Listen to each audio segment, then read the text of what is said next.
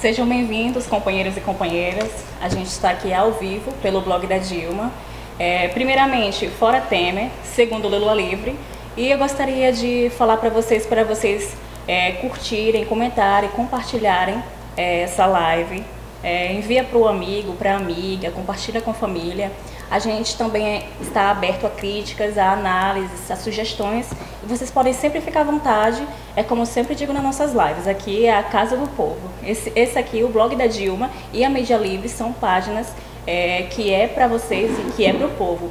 Eu sou Jennifer Herman, eu sou estudante de Direito da Universidade de Fortaleza e pesquisadora, articulista e editora também do blog da Dilma.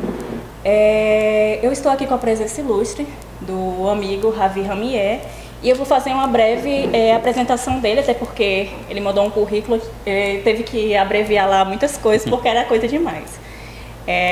O Javi Ramier, ele trabalhou no departamento de romance e literatura da Universidade de Harvard 2012, que é a Summer School, Rio de Janeiro. Em 2013, ele... Javi, desculpa. Em 2013, foi para o Ministério da Educação francês, não o Ministério da Educação francesa. Pronto, ele estudou na França em 2013. Não trabalhei, trabalhei como pesquisador, ou trabalhei para o Ministério da Educação da França. Pronto. E também teve a pesquisa, né, pela Universidade de Fortaleza, da Constituição de 1937, Energia Nuclear, e que é também o grupo de pesquisa do professor Martoni, não é isso? O professor Martoni Montealverne Barreto Lima. Pronto. E ele é advogado e professor. Você gostaria de fazer uma breve introdução do que foi essa sua experiência na Harvard 2012 School? O Harvard tem uma análise bem interessante sobre o sistema de educação deles, que eles fazem um transporte do estudo linguístico através de historiografia e através também de análise literária. Por exemplo, eles, nesse programa do Summer School, em julho, Harvard fez sede na PUC Rio de Janeiro, e eu não era professor lá, mas ao ter conversado com a coordenadora, eu falei com alguns alunos, ela achou por bem me inserir no programa também para ajudar, né, no programa, quer que seja na parte histórica, quer que seja na parte cultural e de literatura. Houve várias indicações de livros de romances e uma boa parte da história do Brasil que nós estamos autorizados a contar, e também alguns pigmentos, né, que eu resolvi colocar nessa época em relação a algumas particularidades do Cariri, também em relação a Getúlio Vargas. Foram instruções bem pontuais, mas que florearam o conhecimento desses alunos vindos de Harvard, fazendo sede na PUC Rio de Janeiro. Muito bom. A gente trouxe, na verdade, que foi a defesa do TCC do Javi, que justamente ele passou um pouco mais de um ano estudando para fazer essa defesa, que foi justamente o impeachment da presidenta Dilma. Antes da gente começar a falar, né, do que foi todo o processo que o Javi vai falar, eu gostaria, Javi, que você falasse aqui nessa live se houve ou não perseguição no impeachment da presidenta legítima Dilma Rousseff. Olá, meu amigo internauta, minha querida companheira aí, Jennifer.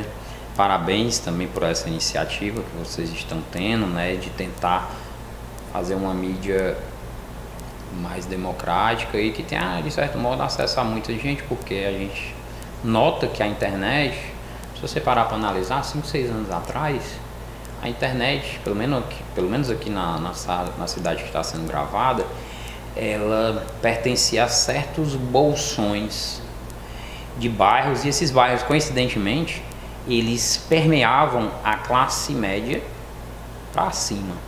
E a gente já nota uma democratização até da própria internet. Eu vejo isso com muito bons olhos. Eu acredito que esse tipo de iniciativa ele será bem-vindo, será vindouro e vingará, né? Ou seja, continuará. Eu parabenizo, eu acho que é até um dos motivos que eu venho aqui tentar, né, pincelar, dar alguma opinião que venha a ser gratificante para o nosso internauta. e que esse tipo de movimento ele cresça porque a democracia, sabe, Jennifer, muitos lados se falam da democracia, mas o lado, isso historicamente, o lado que deve mais reivindicar a democracia é o pensamento de esquerda. Porque foi através da democracia, bem vista ou mal vista, e agora querendo ser seletista, que houve esses avanços.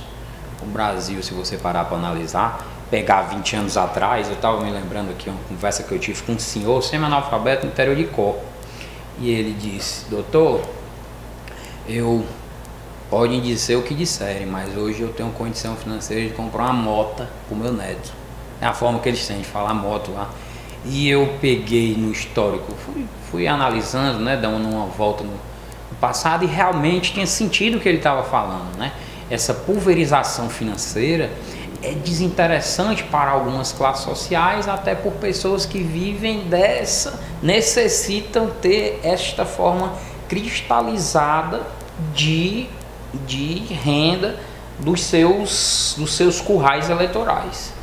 Em alguns estados do Brasil é até difícil detectar isso, mas aqui no Ceará a possibilidade de analisar isso é bem viável. Em campanha política é notório algumas pessoas, né, simplesmente se aproveitando desse ponto. Eu acredito que vocês da esquerda devem repetir, devem segurar isso com afinco, porque é só através da democracia que a esquerda realmente teve vez e teve voz. No que diz respeito, foi o que me perguntou. Sobre a questão do todo o processo da presidenta que você fez do seu TCC, no caso você verificou, né, pelas suas análises, pesquisas, estudos, eu gostaria da primeira, nessa introdução, né, como a gente vai falar da presidenta, justamente a gente trouxe também o professor Ravi, justamente por esse sentido, que a nossa presidenta está concorrendo ao Senado em Minas Gerais, né? E a gente quis trazer esse tema justamente devido a que muitas pessoas ainda têm dúvidas sobre a questão da candidatura da presidenta, até porque ela sofreu um processo de impeachment e tudo, e o professor Ravi vem sanar todas as nossas dúvidas. Então é justamente isso, toda a sua pesquisa, seus estudos, houve essa introdução, né, inicial às perguntas, se houve ou não uma perseguição dentro do processo de impeachment da presidenta Dilma. Inicialmente, eu vou voltar a falar dele, mas inicialmente, até um dos livros aqui, que ao final, né, a gente vai dar essa dica que você falou do programa de vocês, você dá uma dica de literatura.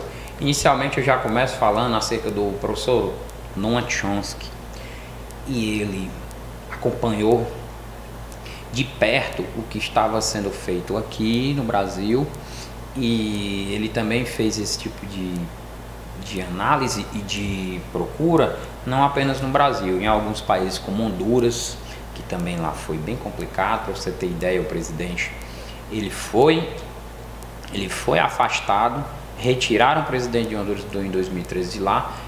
A CIA deixou ele na República Dominicana. Quando foram resgatar o presidente de lá, quem estava em exercício era o presidente do Supremo Tribunal de Honduras.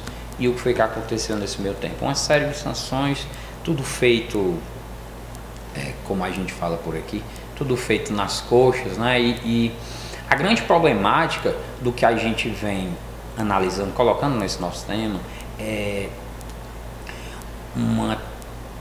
uma forma, vamos chamar assim, de empoderamento do judiciário frente aos nossos poderes executivo e legislativo. A gente vê esse avanço dessa parte política por parte também do Supremo Tribunal Federal, às vezes interessante para a esquerda, às vezes não tão interessante assim, mas a gente vê esse avanço, e alguns pontos e alguns tópicos que são polemizados, eles simplesmente têm essa estrutura viril do Supremo, que o ministro do Supremo Tribunal Federal não foi eleito por a gente. O ministro do Supremo Tribunal Federal às vezes goza de algumas prerrogativas e faz alguns controles, quer que seja legislativo, que não pertence à seara dele. Nós no direito temos um termo para isso, o ativismo judicial. E esse ativismo judicial, ele com o tempo, ele está ganhando uma força muito distinta do que a própria Constituição veio assentar como limites e como funções e prerrogativas dessa esfera de poder. O que isso tem a ver com impeachment, né? Aqui eu dei um exemplo em Honduras, falei do professor Lanchons, que ele faz severas críticas e ele dá até uma declaração de preocupação que nós brasileiros devemos ter, porque o projeto, quando você faz algum projeto desse gênero, de destituição do poder, nada disso acontece da noite para o dia.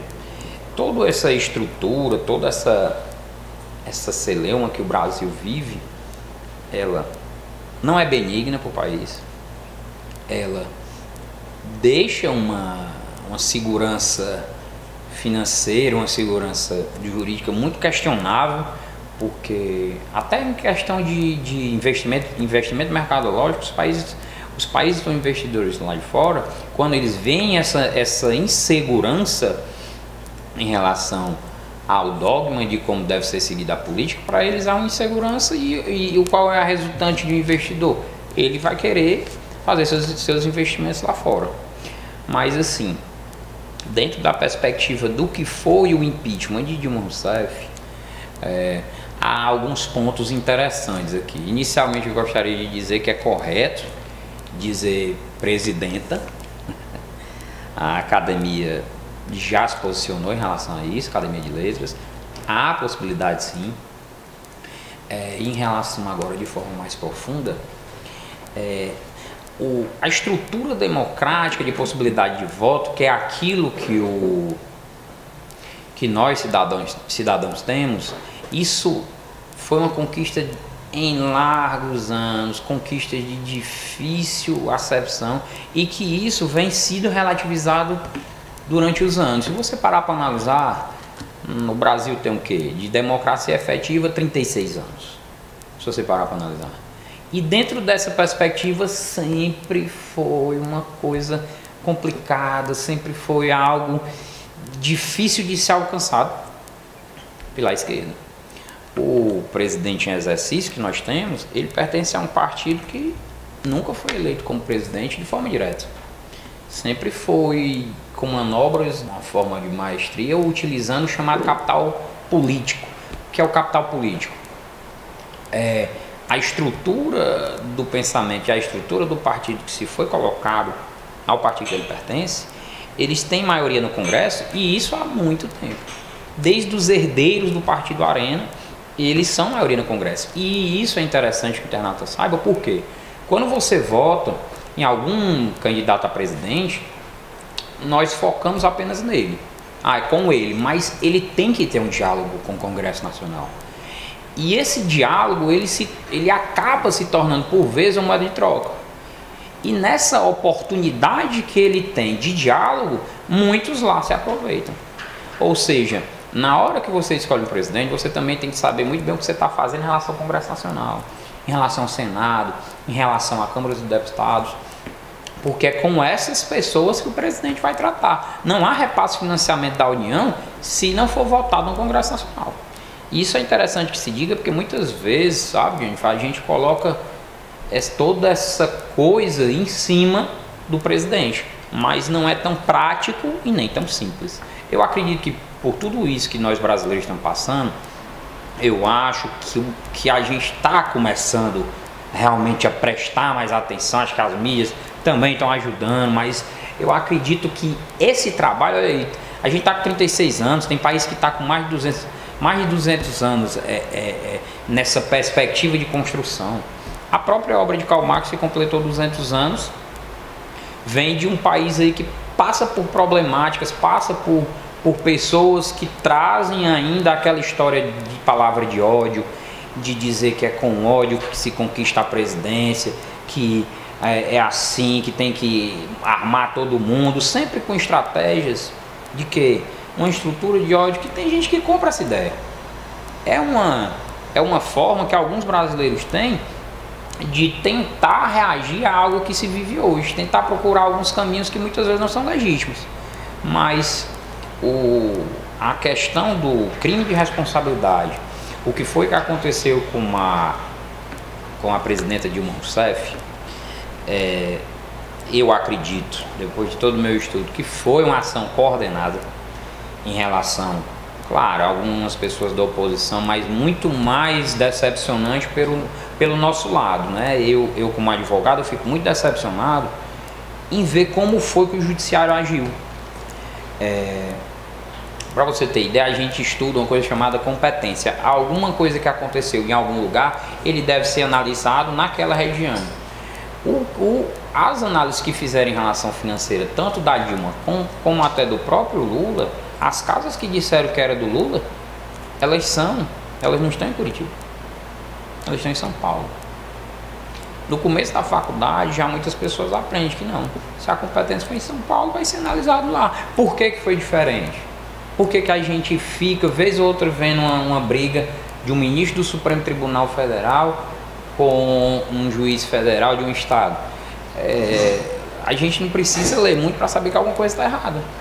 E essa estrutura de competência, ela tem um viés lógico. Se eu tiver um problema no Piauí, se a gente tiver uma estrutura, se eu tiver um imóvel no Piauí e eu vier para Fortaleza, se tiver um problema aqui, o meu problema de imóvel que vai ser resolvido vai ser no Piauí.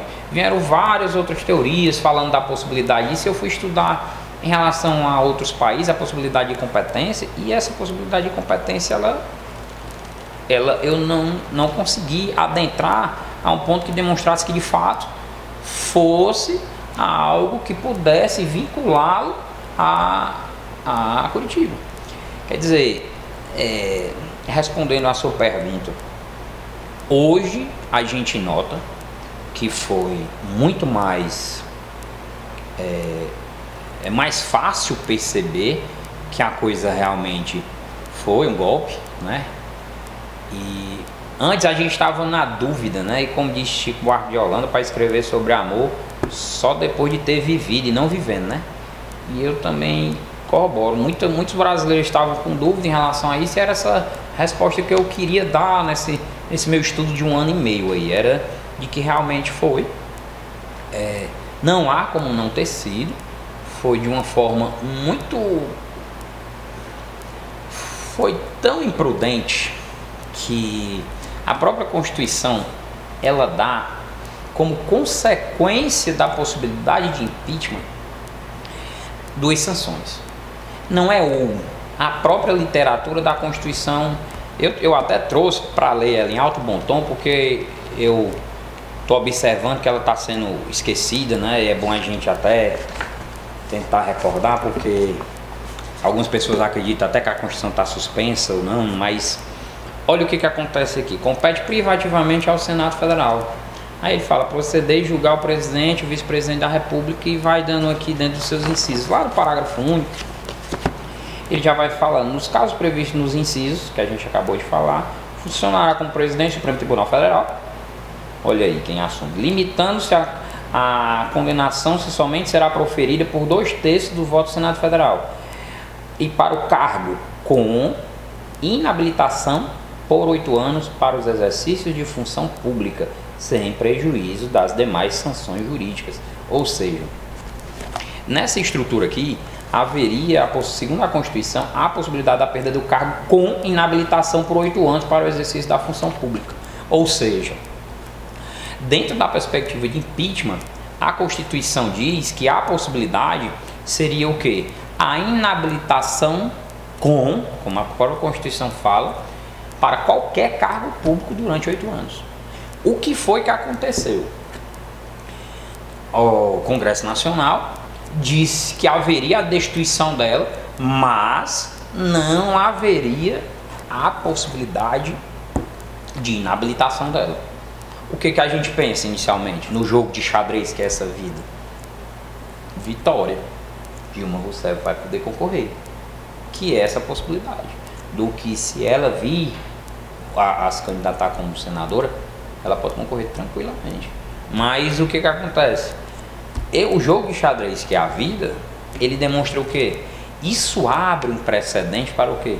Caso algum outro presidente ou algum outro político passe por algo parecido, ele vem a fazer o quê? Opa, o caso de Dilma Rousseff abriu um precedente para que eu seja destituído agora, mas que eu não seja inabilitado com 8 anos. Isso é que eu acho que deve ser dito. Eu tento olhar nas mídias aí e eu confesso que eu não vi ninguém falando sobre, mas o grande problema é esse. Foi uma forma, eu escutei até isso, foi uma forma de perdão do Congresso, porque sabiam que estavam fazendo uma coisa errada, e sabiam.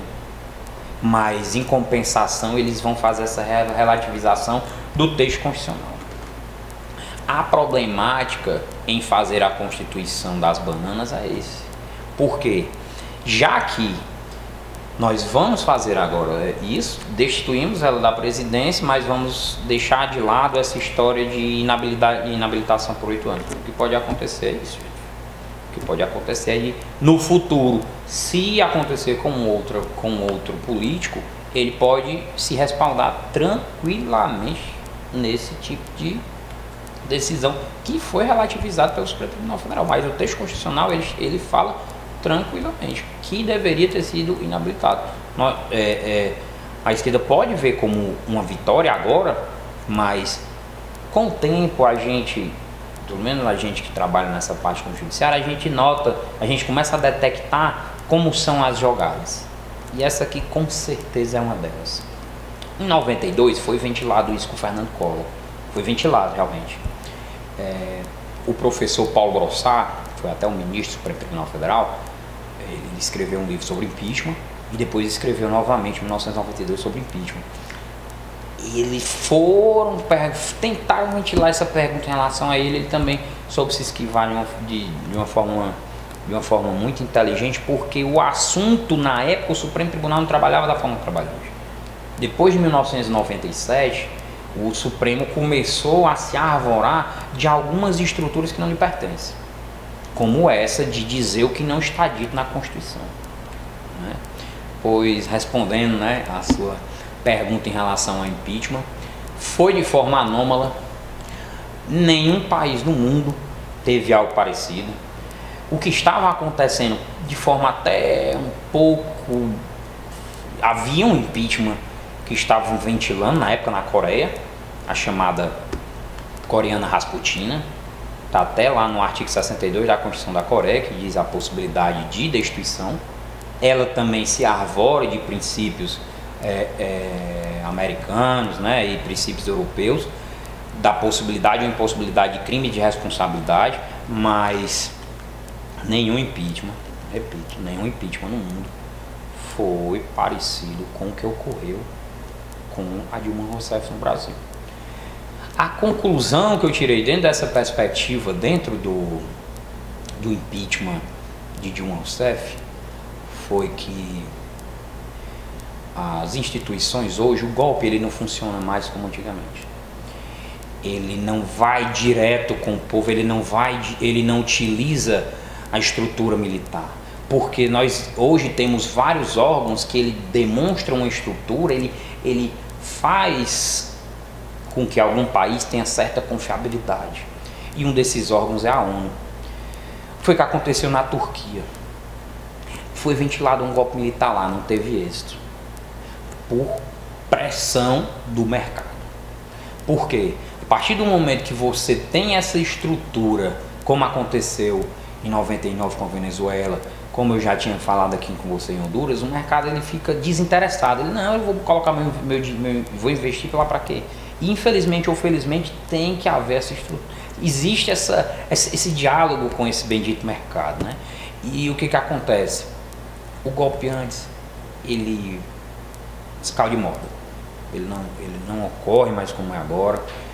Você tem que utilizar isso. Foi fruto de 1 ano e meio de pesquisa que eu cheguei à conclusão que eles utilizam a própria estrutura do país, leia-se judiciário, para implodir a estrutura que você tem democrática, a estrutura que você tem dos poderes, e nessa implosão, através da utilização vamos chamar assim, da mão desses poderes, você utiliza contra o seu próprio país.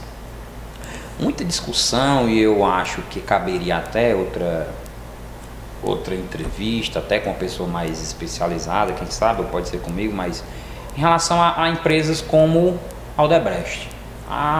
Nós ficamos felizes por ver uma empresa nacional dessa corrupta, acusada de corrupção, né? E ela sendo destruída, mas será se é bom para o país? Será se não existe outro tipo de sanção? Aconteceu com a Angela Merkel, com a empresa Volkswagen na Alemanha. A Angela Merkel viu, a Volkswagen estava com problema de emissão de carbono. Quando começaram a fazer chacota com a empresa, peraí, alto lá, eles vão pagar o que eles estão devendo e acabou. Aí depois eles que se virem para entrar no mercado de novo. E o que foi que nós fizemos? O que foi que o Brasil fez? Implodiu uma empresa que desde 1975 foi uma das maiores empresas. Qual era a concorrente da Odebrecht? Bin Laden's Company. Bin Laden's Company. Quer dizer, a coisa ela é muito maior do que o que a gente vê. A gente está vendo a ponta do iceberg. Dentro dessa estrutura do impeachment está tudo isso aqui. O que eu analiso que tem uma força realmente. A gente acha que é a teoria da conspiração, né? Mas depois de você fazer uma grande pesquisa, depois de você passar anos debruçado, você se pergunta realmente se os Estados Unidos não teve interesse direto nisso. Pelas conclusões que eu tirei, teve. O próprio professor Noam Chomsky, falei isso para depois, coisa da cabeça dele, foi o próprio que é hoje vivo, é o maior intelectual. De Massachusetts, já foi professor de Harvard e agora está em mais 3 universidades. É simplesmente o maior intelectual vivo hoje. E ele, eu concordo com ele, para dizer que ele concorda comigo, né? Eu concordo com ele não fala nessas palavras, né? Mas o interesse para o Brasil não evoluir, claro, ele tem mão, ele tem alguma coisa lá fora. Vamos pensar de forma infantil. Nós temos um mundo para vender nossas mercadorias. Você começa a vender mais do que eu, o que eu vou fazer? Dá um jeito de você não pegar mais seus produtos. Esse raciocínio infantil ilustra bem. O que acontece? O Brasil, sim, teve grandes empresas como a Odebrecht, que brigou de igual para grandes empresas construtoras americanas, ganhou. E o que foi que aconteceu? Aí perdemos mercado. Milhares de pessoas no olho da rua, eu conheço pessoas que se mataram porque passaram a vida trabalhando lá e não aguentaram. E assim, a tomada de consciência que nós devemos tomar é: se houve o erro, tem que ser pago no diálogo que é uma empresa. E qual é o diálogo que é uma empresa? Perda de financiamento, impossibilidade de licitações impossibilidade durante 8 anos de poder concorrer a uma licitação. Isso seria proporcional e proposital. Por isso que eu levo a crer, Jennifer e meus amigos, é que realmente houve um interesse, houve uma mão de grandes países afortunados. Eu acho que o mais interessado nisso seria realmente os Estados Unidos, e eu acredito veementemente que o golpe teve uma compactuação, sim. Nós vemos até diálogos que o juiz Sérgio Moro trava e trata dentro dos Estados Unidos. Como é que um juiz ele deve se prostrar como: não, eu não vou me ater a esse detalhe, eu não vou divulgar nada aqui porque isso aqui é sigiloso, não, isso aqui é um processo. E o que eu venho notando após isso é um movimento nos Estados Unidos de universidades, que alguns ele foi até vaiado, porque lá a responsabilidade que eles veem é muito maior. Gente de lá que nem sabe quem ele é direito, ouviu por cima e vaiou. Se você procurar na mídia, você encontra. Quer dizer, é preocupante, porque vocês podem observar o que está acontecendo no Brasil. Mas ele era o vice, por que não colocaram outro vice? Essa pergunta eu escuto direto. Por que não colocaram outro vice? Eu digo e repito: para você se candidatar e ser eleito, você tem que ter um diálogo na Câmara. E infelizmente teve esse laço com o maligno, vamos chamar assim, que está o resultado. E não foi a primeira vez.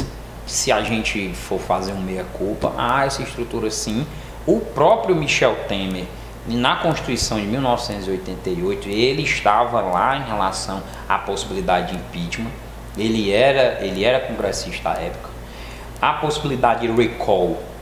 O que é o recall? O recall é eu prometer uma coisa e não cumprir. E o que acontece? Se eu não cumprir, o que vai acontecer comigo? Eu, como político, prometi uma ponte na cidade de Jati, que é o interior aqui de Ceará. Prometi e não cumpri, o que vai acontecer comigo? Meu amigo, é como os carros, né? Você prometeu e não cumpriu, você será retirado. Foi o que aconteceu na Constituinte de 88. Ele e mais alguns rapazes disseram que não haveria necessidade de recepcionar esse tipo de artigo. Ou seja, essa é a estrutura do impeachment da Dilma.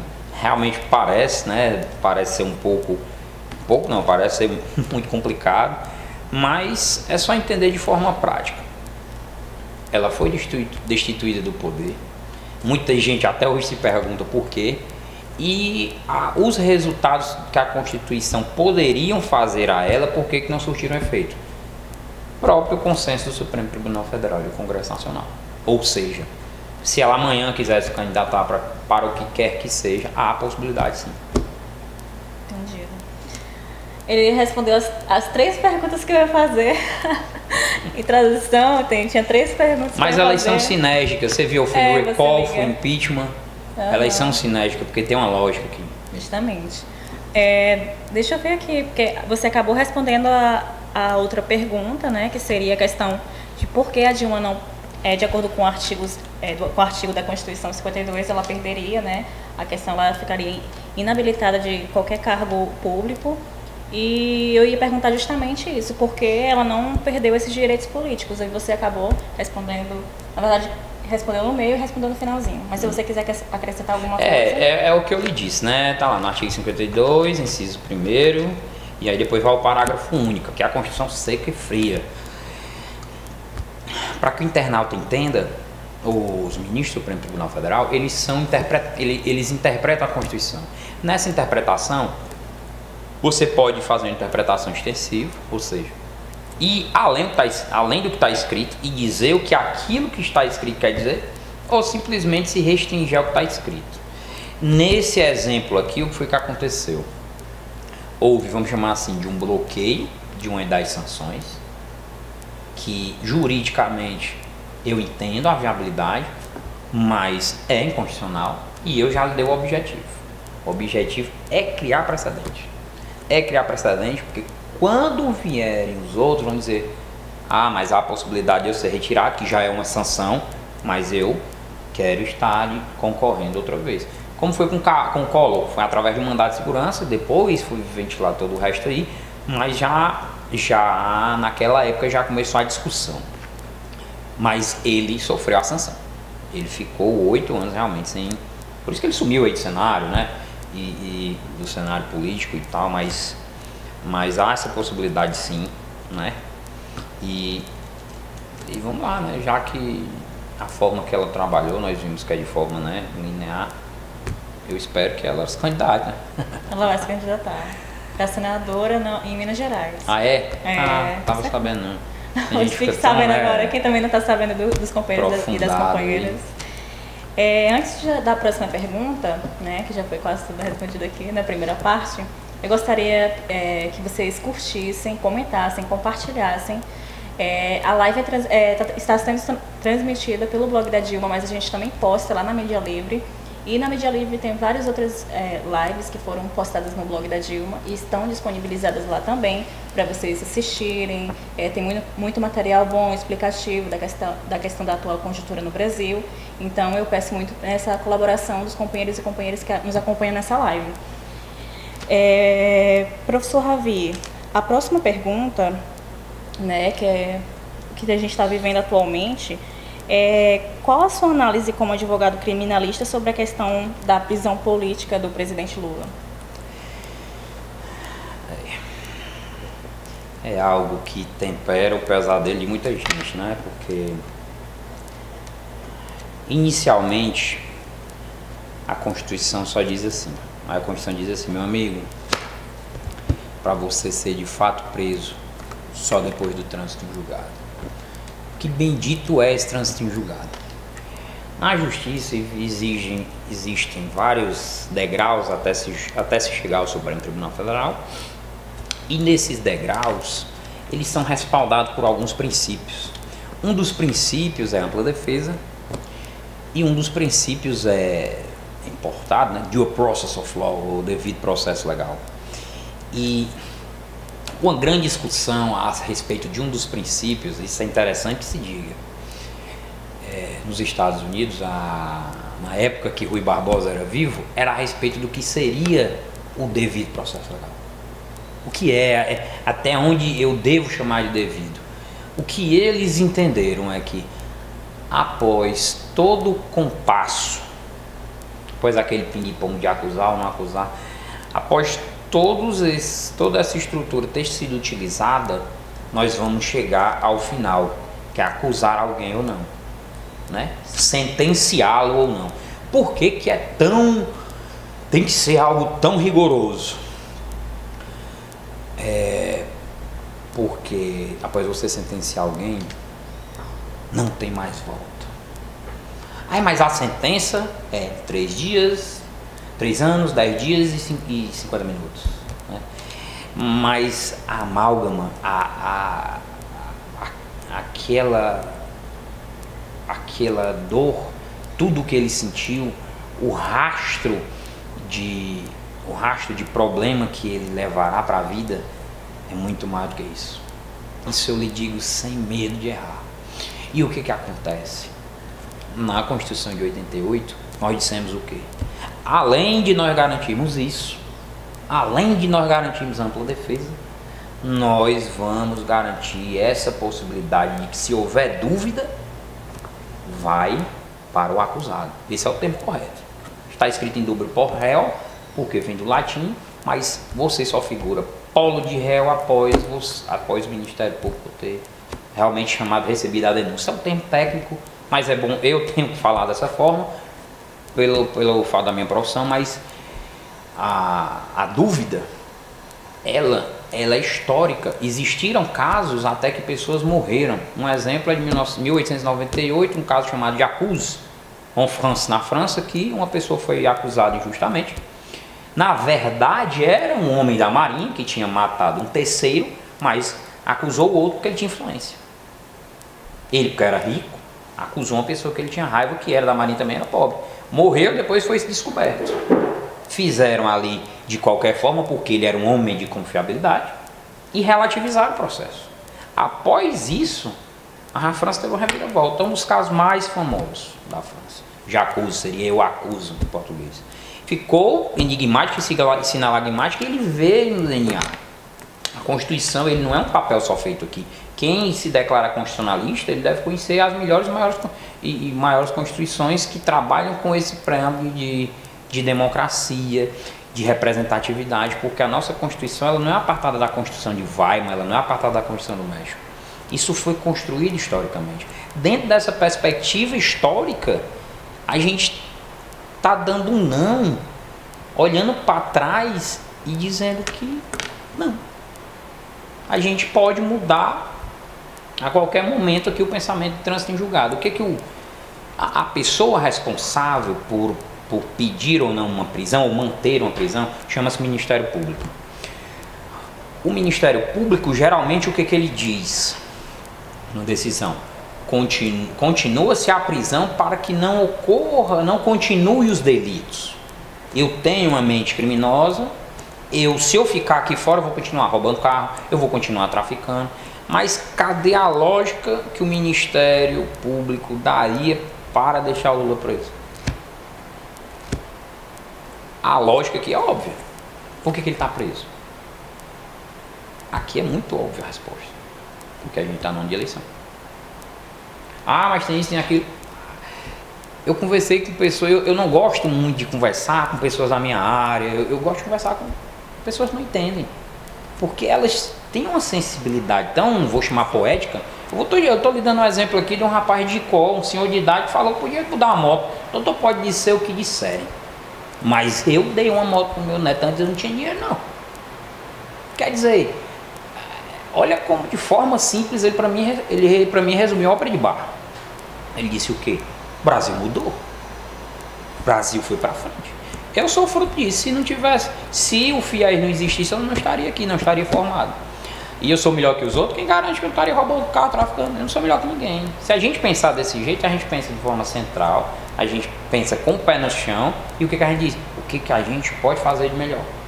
O que acontece? É assim, gente, que funciona.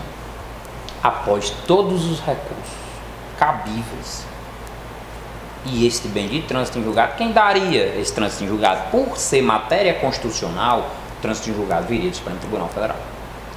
E aí o que acontece?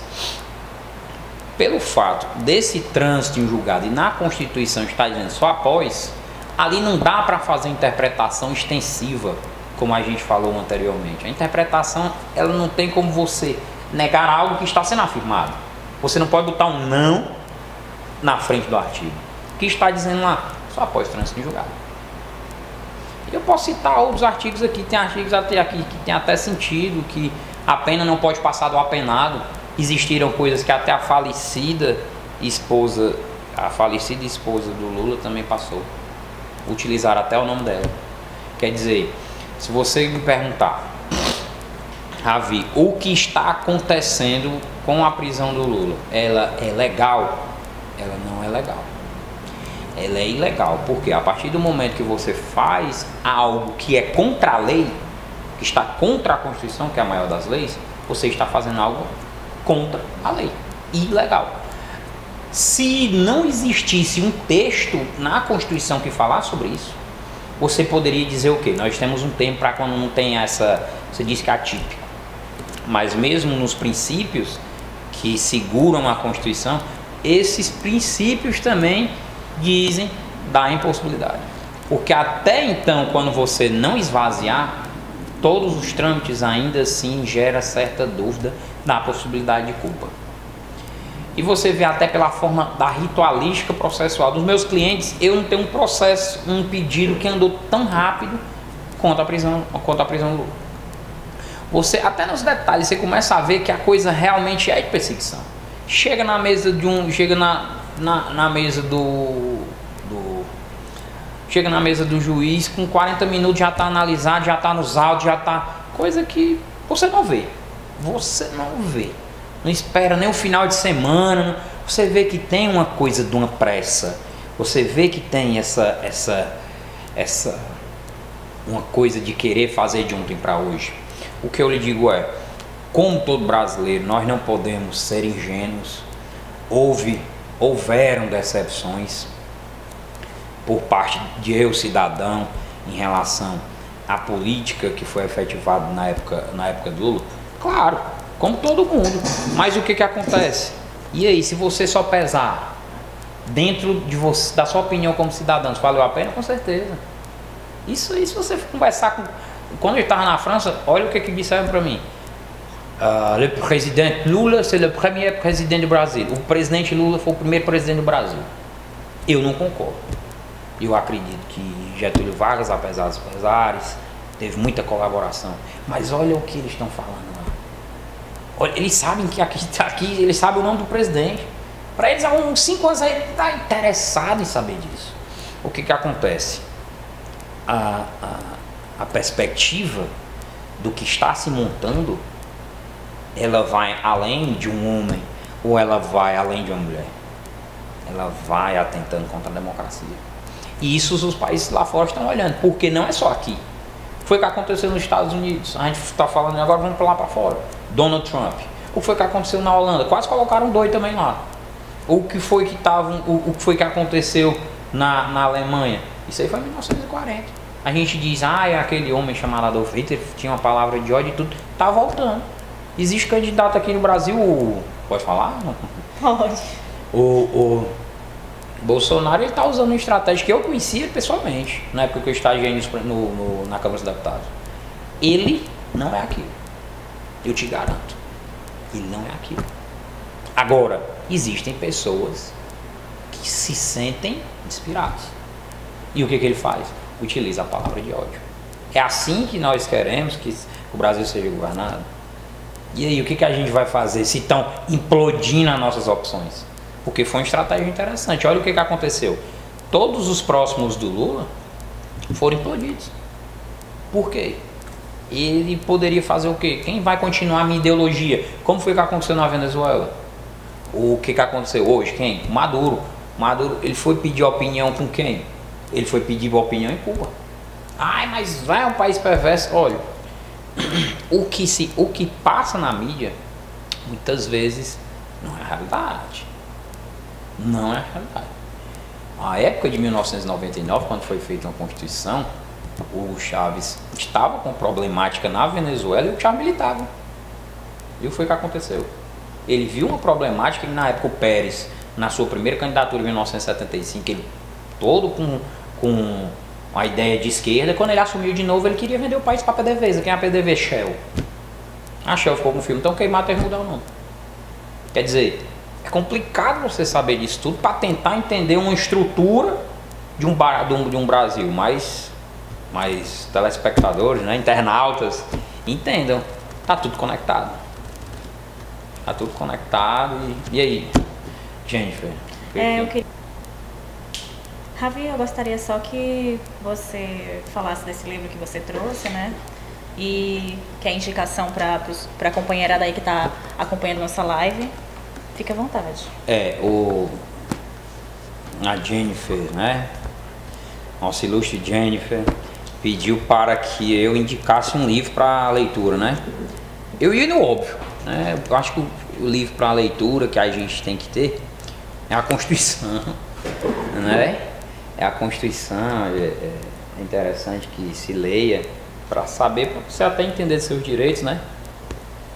Mas por ser um livro, entre aspas, óbvio, eu até trouxe uma literatura um pouco mais difícil de você mesmo sozinho ter a iniciativa de ler, né? E é do professor Noam Chomsky, que é Estados Fracassados, o Abuso do Poder e o Ataque à Democracia. Acho que não sei se dá para ver a capa, mas a capa é mais ou menos essa daqui, que Jennifer, eu mostrei para os internautas, né? Eu acredito que é um livro que, olha, às vezes, né, o mundo dá voltas. Um rapaz escreveu isso há um certo tempo e, nossa, tá atualíssimo. Eu acho, né, que vaidades à parte, né, que a gente tem que sempre assumir que as tem, mesmo que não tenha, né, mas vaidades à parte, eu acho uma das obras que nós brasileiros deveríamos conhecer, porque aqui tem um pouco da história de um americano que viu a problemática que os Estados Unidos fez com o próprio país e com os outros países, né? Que tá aqui, ó, olha como ele resume: Estados fracassados, o abuso do poder e o ataque à democracia. Eu acho que aqui ele conseguiu desenhar bem o que a gente está passando. Conseguiu. E pode perguntar mais, né? Pode perguntar. Não falei de financiamento de campanha, não falei da ADIM 4650, que é o que eu acho também que a gente tem que analisar, né? Que o Supremo Tribunal Federal quis analisar a constitucionalidade ou não da possibilidade de financiamento de campanha, e isso não compete ao Supremo Tribunal Federal, isso compete à Câmara dos Deputados discutir como seria o financiamento ou como não seria, né? Sim. Não, eu ia falar, colando nessa outra pergunta anterior, sobre a questão do que você acredita que pode ser os próximos passos com a questão da análise do recurso do recurso do presidente Lula. Qual a sua opinião? A cova já está feita, né?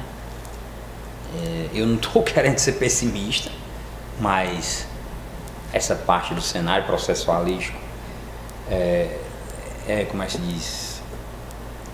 A minha ótica como advogado tem essa perspectiva de já prever o futuro. É assim, quando você pega um processo, você, por experiência de já ter visto, você sabe mais ou menos como serão os próximos passos, né? E o que acontece? O que você acha? Existem duas formas de responder isso. De uma forma não tão fácil, de uma forma mais visual. A forma mais visual existem recursos que nós chamamos de meramente protelatório. E esses recursos que nós chamamos de meramente protelatório é quando você já tem mais ou menos uma ideia do que aquele juiz vai fazer, do que aquela corte vai analisar. O que acontece? Voltar atrás? Eu não acredito que eles irão voltar atrás. Mas existe uma representatividade em algum dos ministros no Supremo Tribunal Federal que tem esse pensamento garantista, como a gente chama. Por que a gente chama garantista? As garantias estão na Constituição. Quando algum juiz faz valer uma garantia, existe gente que se arvora num ódio, dizendo: esse juiz é o solta tudo, esse é o chave de ouro. Mas está lá na Constituição. Se você vê uma pessoa que, por certa dúvida em algum quer que seja na estilística da investigação, ou até nas outras possibilidades de esperar o processo em liberdade, a famosa tornozeleira eletrônica, existem inúmeros, né?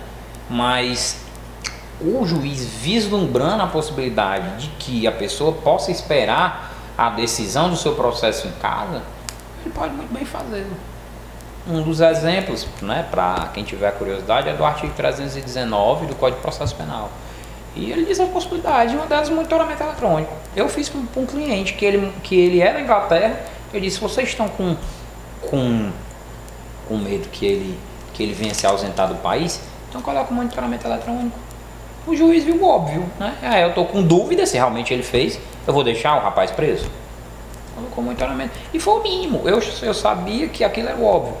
A mesma questão com Lula. Existe uma coisa artística aí, gente. Existe uma mensagem subliminar aí. Existe alguém dizendo quem manda. Se você vai interpretar, no fundo é um poder dos Estados Unidos, pode ser. No fundo é o judiciário, pode ser. Mas a possibilidade, ela é muito fácil, porque ele é um senhor de idade. Eu estou sendo pragmático aqui. Se você fosse defender, eu tranquilo. Senhor de idade, ele vai fazer o quê? O que acontece? Está problemático, tornozeleira eletrônica, em casa, mas note que a grande mídia não quer nem ventilar isso, não quer nem falar, não quer nem que toque nesse assunto, porque ali existe uma mensagem subliminar, existe quem diz quem está mandando. Você pode muito bem neutralizar ou inutilizar ele politicamente, ele dentro de casa, você consegue fazer isso, mas existe uma mensagem aí. É o que aqui eu vejo de forma clara, mas eu tenho que respeitar a opinião contrária, né?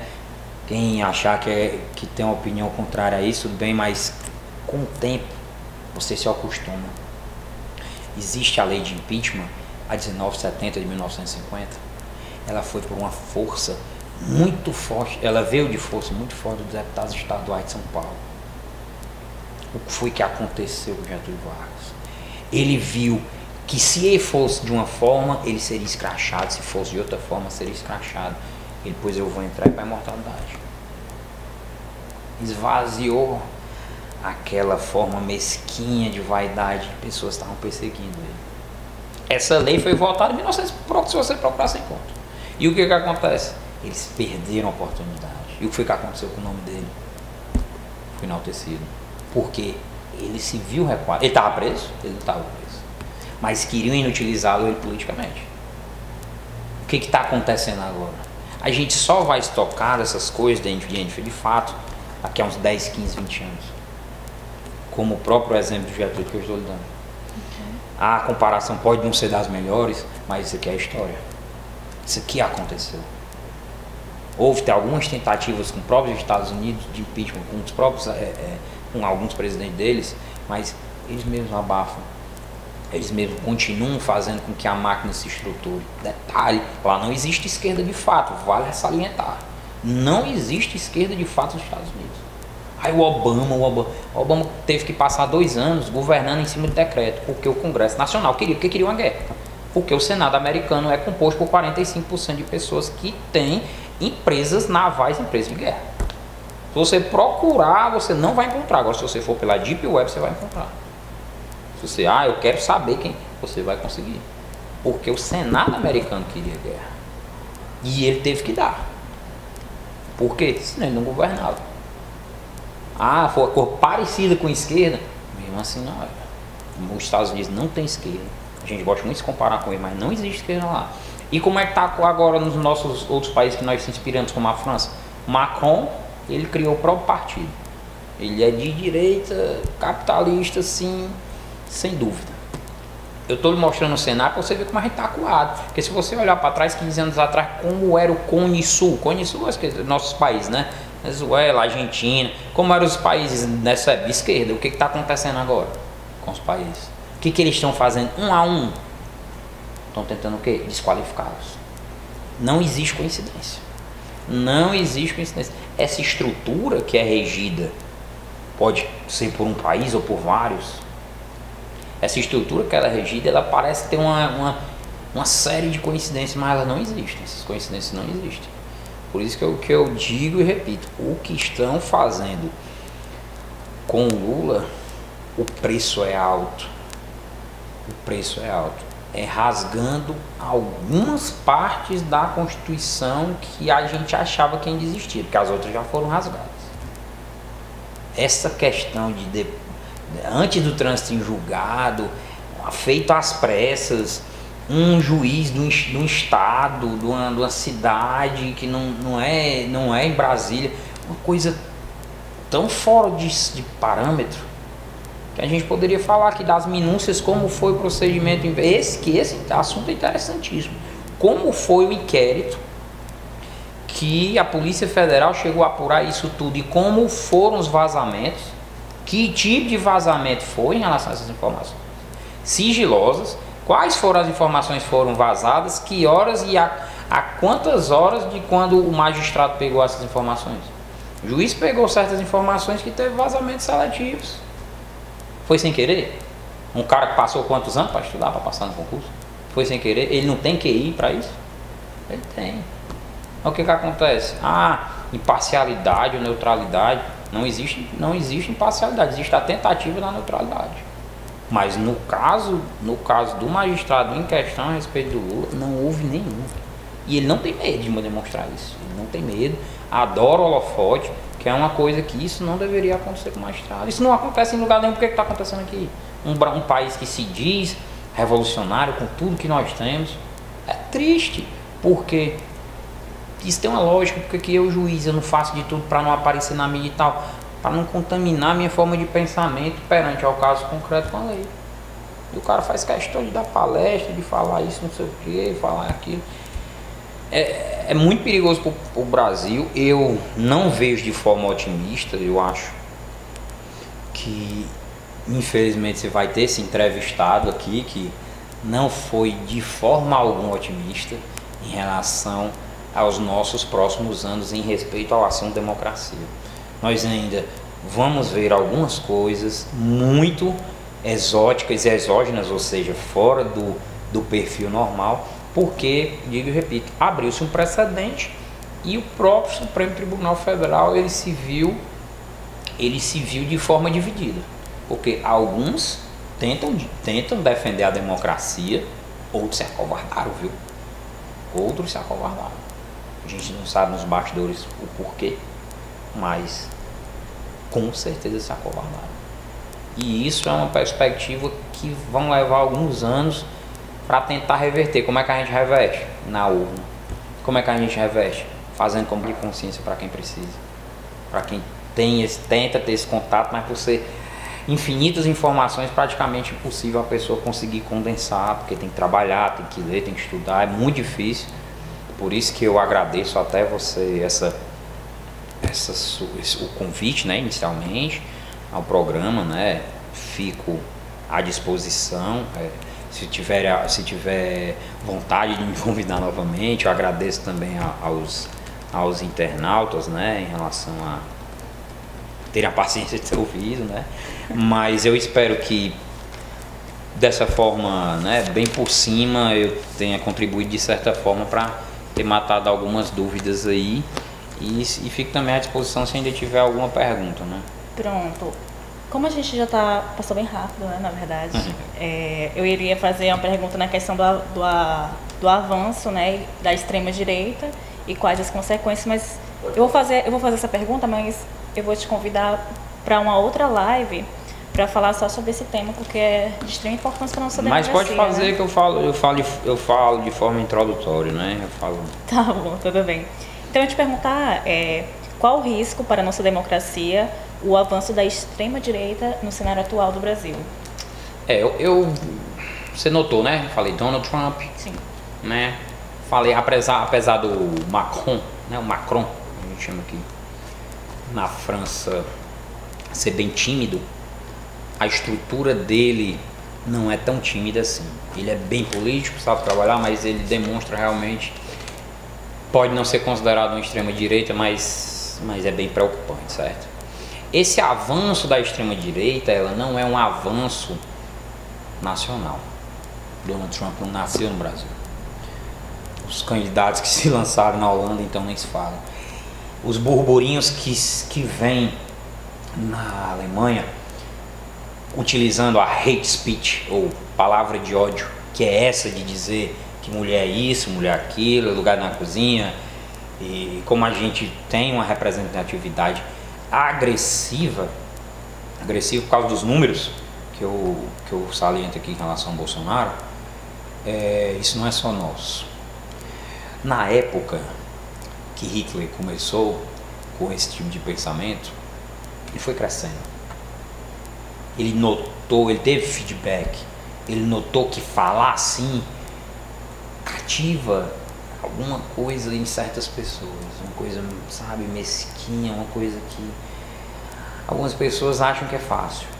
Isso vai ser assim, botando arma na mão, lugar de mulher na cozinha, é isso, esse é o pobre, esse é o... Não é assim que funciona.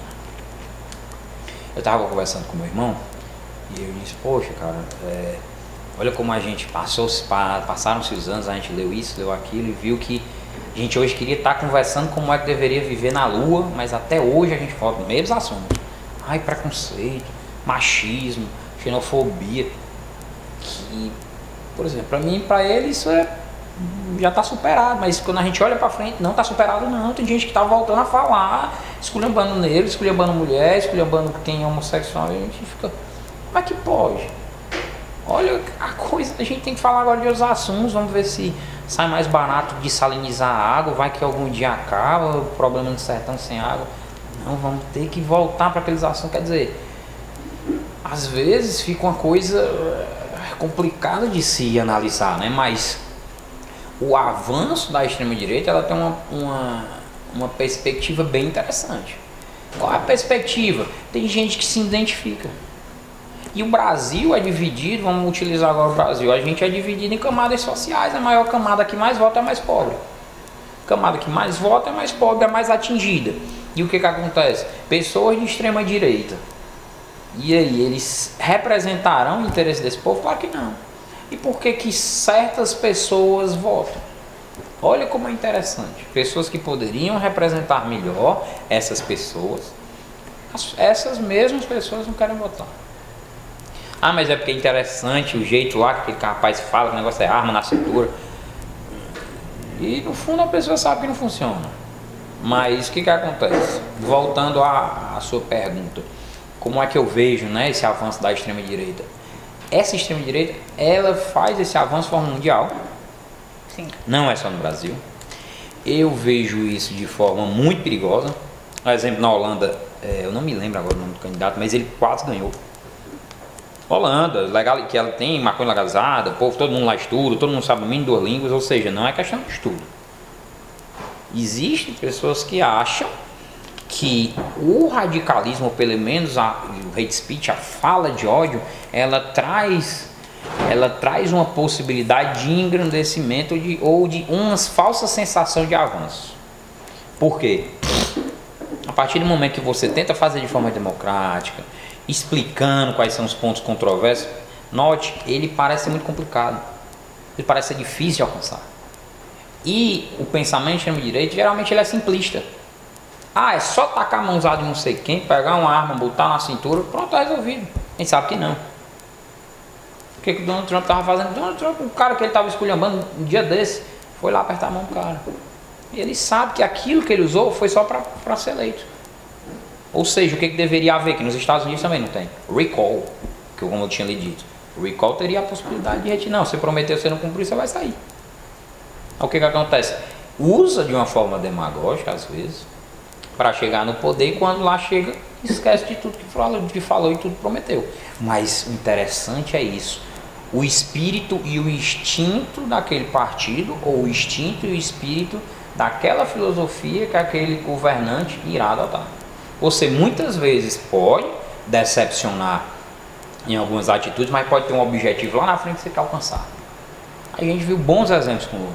Ele muitas vezes teve que sentar e negociar com deputados que seriam maior vergonha. Mas ele estava vendo uma coisa lá na frente. Às vezes é necessário. Mas o que acontece no exemplo de uma extrema-direita? Ele vai dizer o que você quiser ouvir, ou que a maioria quiser ouvir, achando que é uma solução fácil, só que na verdade essa solução não existe. Através de quê? Daquela questão de tornar o outro inimigo, aquele é o problema, como ele está fazendo agora, essa coisa horrível que ele fez esse ano, da questão das pessoas, dos estrangeiros, da não entrada dos estrangeiros que aconteceu esse ano. E o que acontece? Colocar a culpa no outro, que você é o culpado da problemática do meu país. E é isso que a extrema-direita vem utilizando, e é perigoso, primeiro, pela convivência que nós temos, que isso acaba afetando realmente o comportamento das pessoas, e segundo, qual é a possibilidade e viabilidade de isso ser coerente? Não tem coerência alguma. Ou seja, o que eu vejo na extrema-direita, eu vejo um perigo e um problema que não é fácil de... Quem estiver achando que é fácil de lutar contra isso aí, está enganado. É muito difícil. A gente, mas conversando com os familiares, a gente é muito difícil. A pessoa pode lhe dizer aqui na sua frente, olha como isso é interessante, pode dizer na sua frente que não vota no Donald Trump, como aconteceu lá. Pesquisa dos Estados Unidos era uma coisa, quando saiu na votação saiu outra. Na boca para fora todo mundo dizia uma coisa, votava outra. É um perigo. Nós estamos... E isso vem diretamente em relação à democracia. Diretamente. A questão da extrema-direita é de relativizar garantias constitucionais adquiridas com o tempo. E aí eu encerro e espero que todos tenham gostado. Até tá tão boa essa live que até passou do tempo que a gente tinha de previsão, né? Eu só deixo aqui agradecer ao professor Javi Ramier, né, pela sua participação. E obrigado, internautas. E ele deu aí essa introdução na questão do perigo que tem, né, a democracia e dentro disso o avanço dessa extrema-direita. Eu gostaria também que você ficasse em casa à vontade para retornar aqui, tá? Agradeço sendo o outro convite. Aí, com certeza. Estaremos aí. E eu gostaria de pedir, companheiros e companheiras, para vocês curtirem, comentarem, compartilharem. Essa live é transmitida no blog da Dilma, que também é postada lá na Mídia Livre no YouTube. E eu conto com a participação de vocês, até porque a gente sabe, eu sempre friso essa questão das mídias de esquerda, na questão da informação. Aqui é uma informação completa, é uma informação correta da análise de conjuntura na atual situação do Brasil. Então eu peço muito para vocês compartilharem, comentarem, curtirem, deixem suas dúvidas, análises. Se vocês tiverem os temas para as próximas lives, pode deixar nos comentários ou enviar uma mensagem no blog, tá? Que a gente vai ficar muito feliz em receber suas opiniões, dúvidas, análises, enfim, tá? Curte e compartilha. Justamente. E eu já tinha feito o convite, né? Mas eu fico o convite na questão dessa análise da extrema-direita, tá certo? Nós aprofundaremos então sobre a teoria da democracia. Isso mesmo. E eu gostaria só de deixar uma palavrinha para a companheirada que me acompanha tanto no meu Facebook como também lá no blog da Dilma. Companheiros, não fiquem tristes, não fiquem desestimulados. A luta é isso mesmo, a hora a gente está com muita força, muita fé. Eu fui tão desestimulante, né, falando. Pois é, o professor Javi falou, mas eu acredito que se tiver uma pressão do povo, existe sim uma mudança na questão da decisão no julgamento do recurso do presidente Lula. Então eu acredito que a força do povo, a resistência dos nossos irmãs e irmãos que estão lá no acampamento da Marisa Letícia, em Curitiba, está sendo sim visto com bons olhos. Eu ainda estou aqui, mas a gente vai fazer de tudo para estar aí com vocês, né, quem está em Curitiba. E eu acredito sim na resistência popular, eu acredito que só isso, essa é a única saída que o Lula tem, essa resistência popular. Então eu peço para os irmãos e irmãs manterem luta, resistência, porque isso é que não pode parar. A gente está vendo esse avanço sim no Brasil, isso é muito preocupante, é alarmante na verdade, eu fico muito preocupada. Eu vejo os comentários nas páginas de direita, eu acompanho, eu vejo lá, eu não comento, mas diferente deles que vão lá nessas páginas, comentam lá discursos de ódio, mas a gente não está indo nas páginas deles para estar comentando esse mesmo discurso de ódio. Então eu observo como é que é a questão da situação deles. Então a gente precisa compartilhar, precisa comentar, precisa resistir, manter resistência juntos, tá bom? Então eu agradeço muito a participação de vocês nessa live e vamos manter resistência e luta. Lula livre! Você acaba de assistir mais uma produção da Mídia Livre. A Casa Vermelha apoia a mídia livre. Apoie você também. Curta, compartilhe, comente, ajude a democratizar as comunicações no nosso país. Até a próxima.